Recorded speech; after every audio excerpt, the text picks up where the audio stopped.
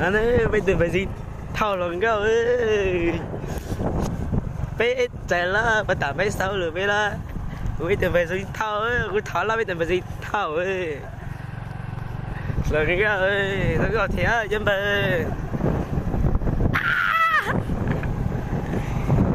ê nó mới xin nữa à bé mà lối đi chơi bé tụi phải gì lát thao lần cơ chè bé là nhá khăng khó chứ mà cho lát thao lần cơ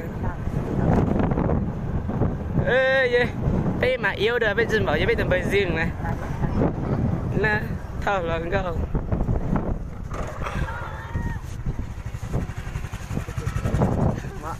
rồi ạ, rất là mất đó ạ. Khởi đó là mọ, lần đầu ạ.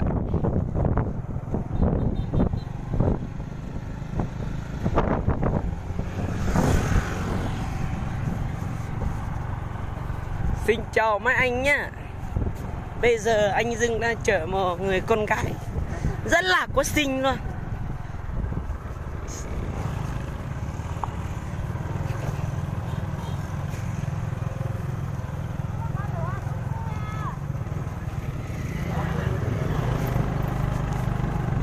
Bên nó mới rằng đi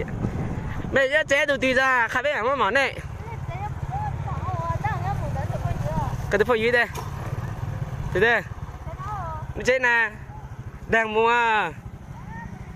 nè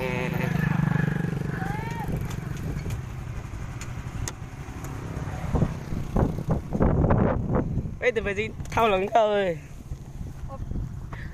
tía từ lên tới từ lẫn ơi rồi tự nhiên thấy nhá chế đi à phải chừng muốn giáo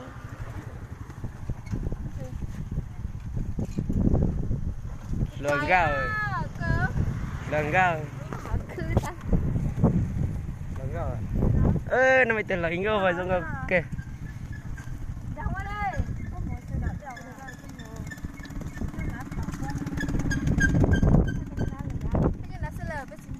chép lại thì mình ở bên nào mà mới thắc mắc